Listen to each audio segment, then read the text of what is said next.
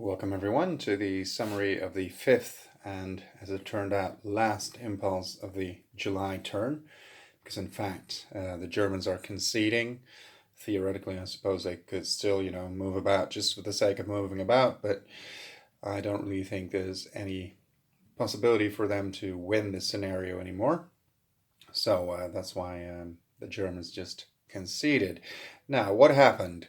The Germans played a strategic impulse option A, which means that they can move a number of units up to their logistics value, and those units can actually battle as well.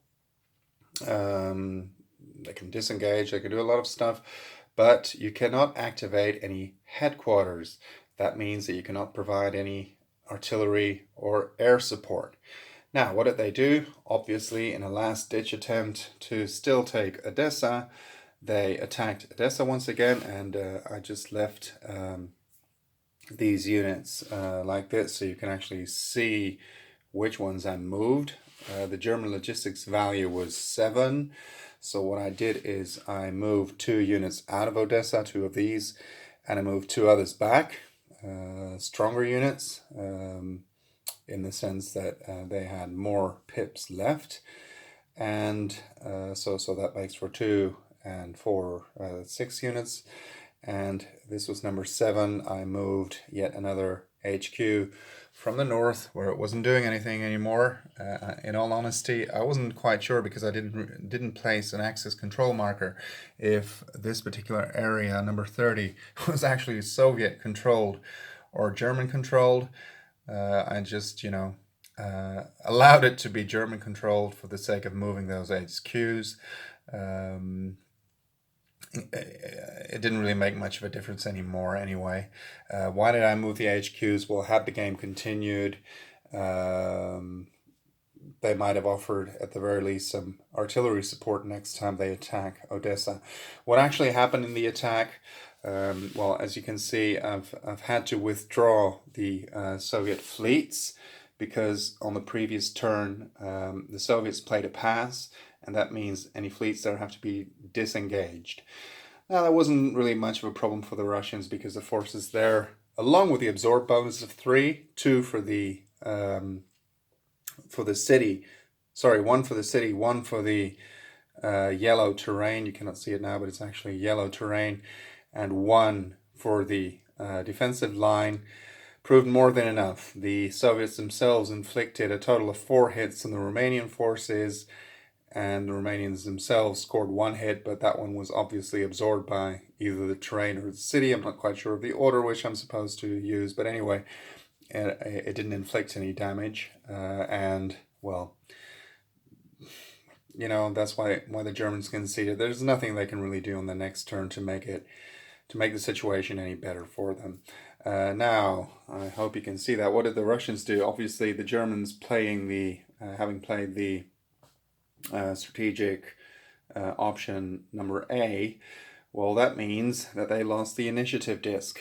As you can see, it's back on the German side. That's because the Soviets right away played a strategic phase as well, strategic impulse. But what they did is they brought on reinforcements equal to their logistics value. I mean, what else were they supposed to do?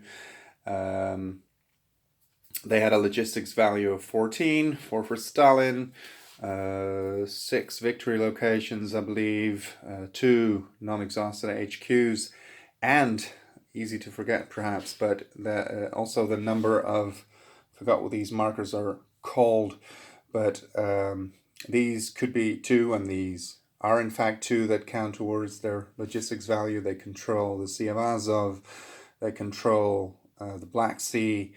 That's what those markers denote. And here they still control Tula. They've lost control of Nishin, but they still control Tula. So all of those combined made for a total logistics value of 14.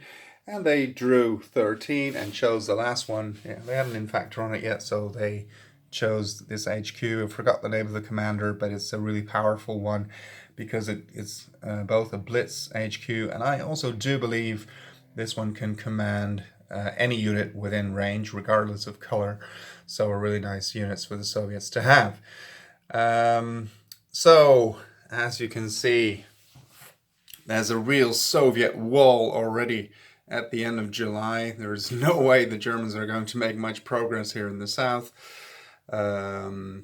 So I'm hoping that had I been playing Moscow 41 and Leningrad 41 at the same time, that those forces would have fared better, because this is, of course, a disastrous opening of Barbarossa. Now, which lessons did I learn? Obviously, just based on one playthrough of the first scenario. Well, first of all, that it was stupid to attack Odessa the way I did. What would I do differently next time, other than forces in the north here trying to do a blitz with, the two strongest tank units in the German arsenal being completely on their own without any support. So they were immediately cut off, and subsequently I lost them. Well, these are the units that can potentially bring you victory, I suppose, in the north by taking Kiev. That's enough for this first scenario. Kiev, Dnipropetrovsk, or Odessa, either one of those three will suffice. Now, I do believe that probably Odessa is the easiest one, easiest in the sense that it's closest to the German starting front lines.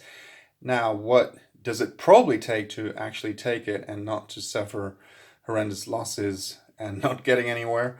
Well, probably what I should have done is save the HQ. And the Luftwaffe HQ.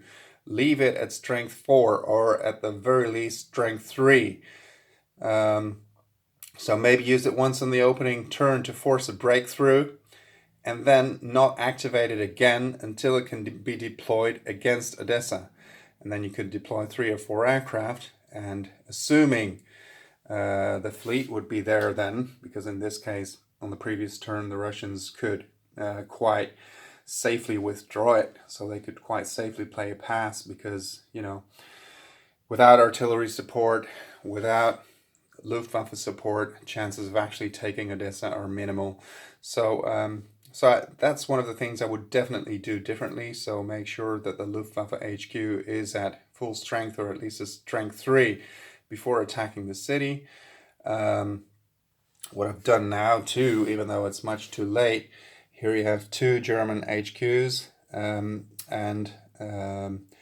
well, it would be great, which wouldn't even be possible in this particular situation, but if I had, because both areas are fully stacked, so I wouldn't be able to move an HQ in there. But let's assume that both had a stacking of 3 at the moment, they're clear areas, then I could have had 1 HQ here, 1 HQ there, and added 2 artillery support markers to Odessa. Now that, along with a full strength or nearly full strength Luftwaffe HQ, that would significantly increase the chances of actually capturing the city. And as the strategy guide also says, perhaps the Romanians are not the ones most well equipped and well suited for taking on this task. So probably it involves moving a couple of stronger units from the north to the south and deploying those against the city. Now, as I said, I can definitely see other options as well. I really think the 3 possible victory cities for this scenario are very well chosen. Kiev in the north, had I been more careful with my armored units, my strongest units of them all, well, then certainly I might have been able to put bigger pressure on Kiev.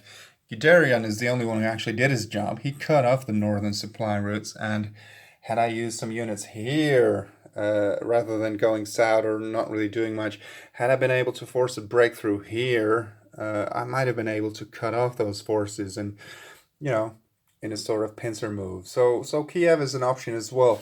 And to Dnipropetrovsk, although it's very far away, as opposed to, compared to Odessa and Kiev, all the terrain, okay, you need to cross a few rivers, 2 rivers in fact, but other than that, the terrain is clear, so extremely well suited terrain for tank attacks. As you know, that grants you a special bonus, even though a tank attack appears harder to obtain here in this iteration of the game that is in Kiev 41 than it is, I believe, for instance, in Leningrad 41, because the Russians have many more tanks in this scenario. So quite often you will meet an opposing tank, and in Leningrad 41, for instance, the Russians are much heavier on infantry. So, but anyway, it is good terrain to advance in for the Germans, and just as importantly, I suppose, at the beginning, the Russian forces are really concentrated around Odessa and in the north. There is, in fact, once you actually break through in the middle, there is a gap in the Russian lines. So, in order to fill up that gap, they will have to transfer units from the north, which will put Kiev under threat again. So, I do believe that the victory locations have been very well chosen for this scenario, and I will definitely try it again. I picked this one because it has the normal conditions, meaning no snow, no rain, so no halving of tactical ranges and stuff like that. It's not like I mean, I've played the game before, but just to get reacquainted with it, I thought it would be easier to start with this relatively short scenario, and yeah, and I really love it. So soon I will post a review. Well, soon, I don't know. One day I hope to post a review of the game in total, but before I do that, I wanna get some more games under my belt, and I want to play the entire campaign at least once as well. And but as I said before, initial impressions have been very, very favorable. I really like this game. So yeah, great. Really makes me want to play again. Thank you for watching.